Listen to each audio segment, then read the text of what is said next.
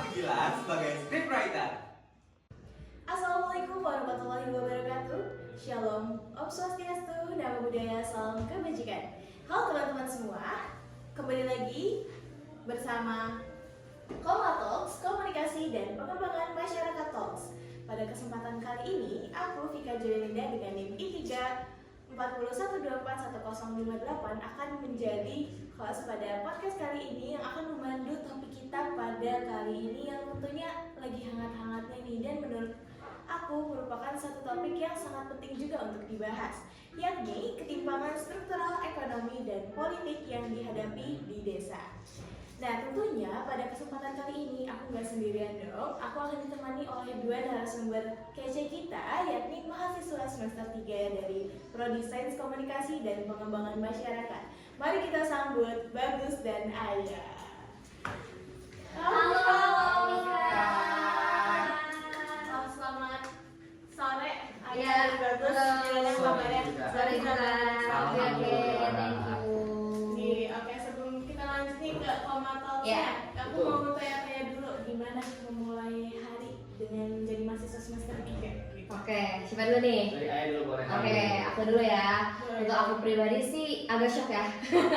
Semuanya kayaknya shock deh ya dengan 24 SKS itu ditambah dengan kegiatan-kegiatan lain. Betul. Cuman ya mau di gimana lagi ya teman-teman, kayak dijalani aja deh gitu. Jalani aja berarti kuncinya ya. Setuju. Kalau Bagus gimana nih? Kalau aku di semester 3 ini ya campur aduk sih sebenarnya ya, karena kita baru memasuki adaptasi lagi di departemen ini, apalagi dengan matkul yang 24 SKS dan juga kegiatan di luar kampus benar banget kata Yaya. Dan itu ya cukup, kita harus pandai-pandai beradaptasi dan mengatur waktu, manajemen Setuju. waktu sih pastinya. Manajemen waktu dan jalanin aja ya. Iya, itu kuncinya. Itu oke. Nah, kesempatan kali ini kita bakal bahas satu isu yang lagi hangat-hangatnya nih, Hai sama Bagus. Jadi tentang ketimpangan yang ada di desa gitu, antara desa sama kota gitu. Nah, kenapa sih kita penting ngebahas ini ya, Ayah sama Bagus? Karena menurut aku nih, dan berdasarkan yang aku baca, karena desa itu sering disebut sebagai tulang punggungnya sebuah negara gitu, khususnya Indonesia, bangsa Indonesia. Tapi justru kadang tuh masih menghadapi berbagai keterbatasan gitu, kayak dari sisi ekonomi, politik maupun akses layanan dasar gitu. Nah, padahal kalau desa bisa maju dan mandiri, nah sebuah bangsa itu akan lebih maju dan mandiri juga karena merupakan jantungnya dari sebuah bangsa. Nah, kalau misalnya dari kalian nih, menurut kalian dari 3 artikel yang udah kita baca gitu ya, yang pertama artikel Lampu Kuning dari Desa, Pembangunan Pedesaan di Wilayah Pendukung IKN, dan juga Desa, Data Presisi dan Pemuda, menurut kalian apa sih sebenarnya akar masalah yang sedang terjadi di desa itu? Nah, boleh nih silakan. Oke, mungkin dari Bagus dulu. aku dulu boleh Ya. Oke. Boleh. Mungkin dari ketiga artikel yang udah kita baca, yang pertama itu ada lampu kuning yang tentang desa Indonesia itu, terus juga tentang pembangunan desa yang di wilayah IKN, dan juga tentang data desa presisi. Betul. Nah, yang paling kita highlight itu adalah tentang ketimpangan desa antara desa dan kota, yang dimana desa itu sebenarnya adalah sebuah penyokong suatu bangsa, yang dimana di desa itu juga ada sawah dan segala macam. Ini itu sebagai lumpangan kita bangsa untuk menjalani aktivitas dan kebutuhan kita sehari-hari gitu. Dan apalagi dengan pemerintah yang saat ini yang kita lihat belum menjadikan masalah serius dari desa itu, di suatu hari kemudian bakal jadi masalah yang besar kalau tidak menjadi dibenarkan, diperhatikan. Betul banget.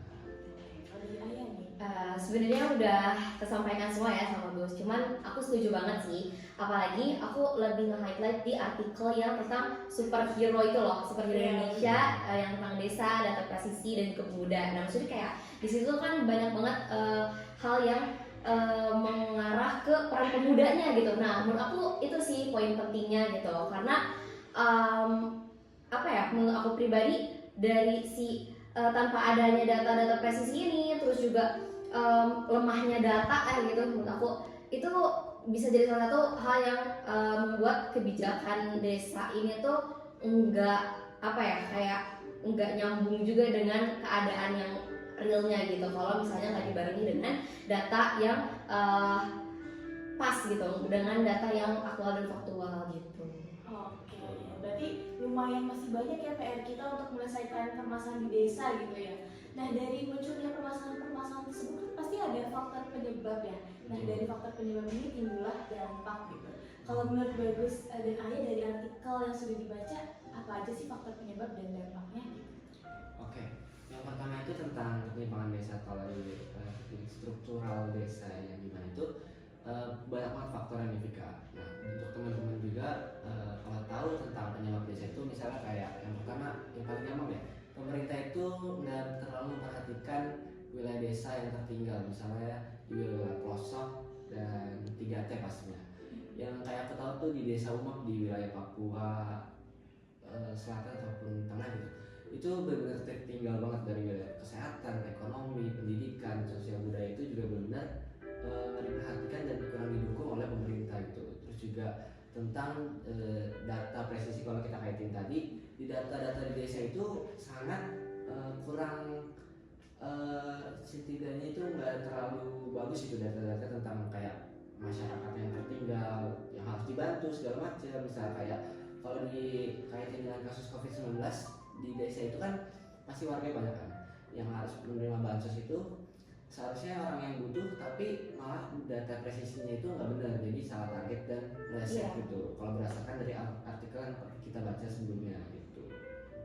Kalau dari Ayah gimana nih? Iya benar banget. Jadi emang fokus di sini tuh mungkin lebih ke teknologinya yang harus lebih perhatian untuk bisa menunjang atau kayak membantulah adanya keperhatian terhadap si data-data ini gitu supaya lebih bisa terorganisir dengan baik. Terus selain itu juga menurut aku ya kayak dampak yang cukup serius itu kayak yang kita lihat nih atau yang kita rasakan, semakin desa tertinggal gitu kan, kayak seperti yang kita tahu nih, warga dari desa itu kan banyak banget yang bermigrasi ke kota gitu kan ya. Kayak menurut aku itu sih salah satu dampak atau faktor dari ketertinggalannya desa-desa ini gitu. Juga kayak kalau misalnya potensi lokalnya nih dari SDM-nya sendiri itu enggak terolah, maksudnya enggak dengan baik gitu, itu bisa jadi pemicu kesenjangan konflik juga gitu. Maksudnya kayak akan berdampak ke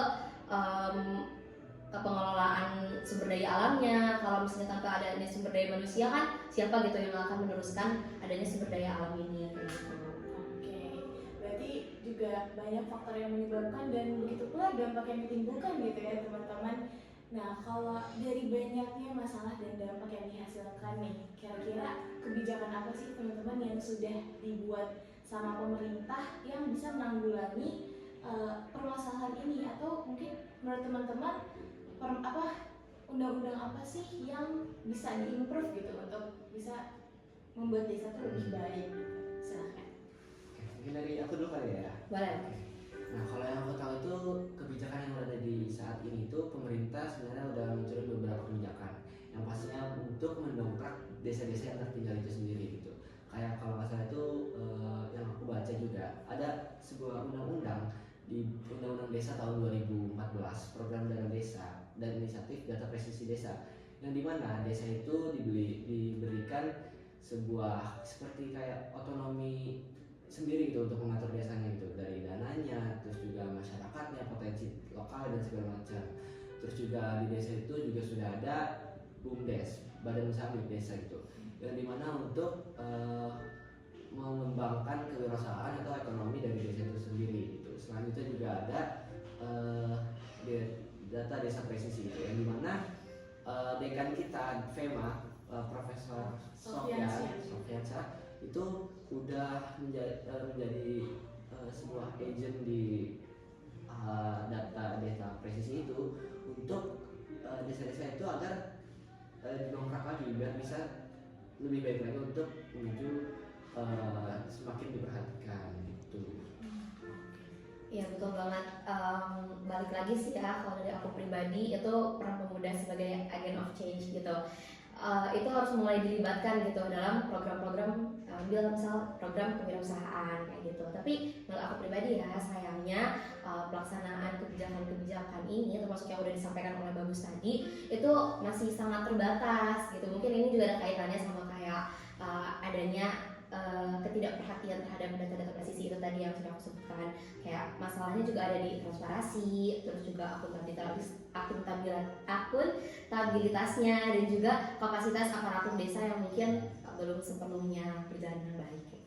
Oke, berarti memang sudah banyak kebijakan sebetulnya ya, cuman dalam pelaksanaannya ini masih kurang merata, masih adalah sedikit kekurangan-kekurangan yang menyebabkan ya perkembangan di desa juga masih ongoing gitu lah ya.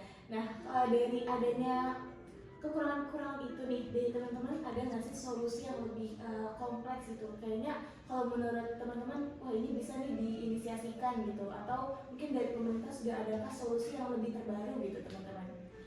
Oke, mungkin kalau untuk solusi yang konkretnya gitu ya, Gitu. mungkin apalagi kita sebagai mahasiswa gitu, yang pertama itu kita harus pasti mengulik-ulik atau berpikir kritis tentang desa ini gitu. Kita misal dengan pertama itu kita mencari desanya itu gimana, apakah yang tertinggal itu ada di mana dan segala macam. Terus juga kita lihat aksesnya, informasi dan segala macam, apakah sudah terjamah orang atau enggak, ataupun dari masyarakatnya sendiri itu kurang bagus gitu. Contohnya itu nggak usah jauh-jauh, kayak di lingkup IPB ini, di belakang IPB di desa Cikarawang itu ada sebuah desa namanya desa Cikarawang Tungkul. Itu sudah sangat berkembang, bisa dibilang sangat berkembang. Dari petaninya, masyarakatnya itu benar-benar diperhatikan terutama oleh kampus IPB. Kalau nggak salah itu ada satu komunitas namanya itu KWT, komunitas wanita tani. Nah itu salah satu bentuk untuk mengembangkan sebuah desa gitu. Dan KWT ini juga pernah mendapatkan penghargaan dari pemerintah dan juga dari kampus IPB pastinya gitu. Dan ini bisa menjadi contoh untuk di desa-desa lainnya gitu, apalagi seperti kita mahasiswa untuk pengabdian ke masyarakat. Ya kalau dari aku pribadi sih intinya ke pemberdayaan pemuda lagi ya, maksudnya kayak ya peran kita gitu sebagai pemuda gitu, agent of change, terutama di masalah desa ini gitu. Ini menurut aku krusial juga gitu, karena balik lagi juga ke infrastruktur dan layanan dasar dari pendidikannya gitu ya, kayak terus juga kita sebagai pemuda itu bisa jadi apa ya, kayak motor inovasi lah gitu untuk para orang-orang yang ada di desa. Mungkin ada orang-orang yang mohon maaf tertinggal gitu mungkin ya, untuk mungkin lewat teknologi dan juga ekonomi kreatif. Itu menurut aku adalah dua hal yang penting gitu di era yang sekarang ini. Oke, berarti balik lagi ke gimana pemberdayaan masyarakatnya gitu ya teman-teman. Apalagi kalau di sini aku meng-highlight bahwa kita sebagai mahasiswa komunikasi dan pengembangan masyarakat itu harus memanfaatkan dan juga menginisiasikan lagi pengabdian masyarakat, pengembangan masyarakat gitu. Dan tentunya juga jangan lupa penguatan kelembagaan desa serta pemerataan infrastruktur dan layanan dasar pendidikan, kesehatan, transportasi dan juga fasilitas-fasilitas yang lainnya gitu ya. Nah terakhir nih Ayah dan Bagus, kira-kira ada nggak sih closing statement dari kalian, entah apapun itu, silahkan. Mungkin kayak dari tadi aku mulu nih. Kalau aku mungkin lebih ke apa ya, secara kalimat aja ya, nggak Boleh, usah. boleh. Kayak kalau desa bisa maju, Indonesia juga akan lebih kuat dan lebih berkelanjutan gitu sih. Oke, makasih Ayah. Boleh dari Bagus nih. Kalau untuk dari closing statement dari aku untuk sesi Koma Talks ini, mungkin dari kita dari mahasiswa dulu, semoga kita bisa semakin lebih care kepada desa-desa ataupun wilayah sekitar yang harus kita berdayakan gitu. Karena dari desa sendiri itu juga untuk memenuhi kebutuhan di kota, apalagi yang penduduknya itu banyak, gimana desa itu sebagai lumbung pangan nasional gitu. Dan juga kita sebagai mahasiswa harus mengabdikan seluruh inspirasi ataupun inovasi dan pengetahuan yang kita punya untuk masyarakat agar lebih baik lagi gitu. Semoga kedepannya desa-desa di Indonesia semakin lebih baik, semakin terfasilitasi, dan pastinya untuk kemajuan bangsa itu semakin lebih baik lagi gitu. Oke, cukup ya Ayah sama Bagus. Itu dia teman-teman, semoga doa dari Ayah, Bagus dan kita semua untuk desa, untuk pembangunan desa bisa terkabul gitu ya. Amin amin ya rabbal alamin. Sebelum kita menutup lagi nih, aku mau memberikan sedikit recap dari podcast Koma Talk kita pada hari ini, bahwa Jelas ya bahwa ketimpangan struktural desa bukan hanya soal pembangunan fisik, tapi juga menyangkut data, kebijakan hingga peran pemuda yang sangat krusial dalam pembangunan desa. Solusinya pun juga harus menyeluruh gitu ya teman-teman, mulai dari memperkuat data desa presisi, memberdayakan generasi muda, sampai mempercepat pemerataan layanan dasar. Intinya desa itu bukan hanya sekedar objek, melainkan subjek utama pembangunan sebuah bangsa. Kalau desa maju, maka pembangunan Indonesia akan benar-benar berakar dari bawah dan berdampak luas bagi seluruh rakyat Indonesia. Seperti itu aja kesimpulan atau recap Komon Talks kita pada hari ini. Sebenarnya aku ingin mengucapkan terima kasih banyak untuk Aya dan Bagus. Terima kasih juga sudah mengundang kami berdua ke sini. Oke siap, mungkin teman-teman terima kasih sudah menyaksikan podcast Koma Talks, komunikasi dan pengembangan masyarakat Talks pada hari ini. Sampai jumpa di podcast selanjutnya. Wassalamualaikum warahmatullahi wabarakatuh. Bye bye. Koma Talk. Berhenti sejenak, ngobrol tentang Komunikasi dan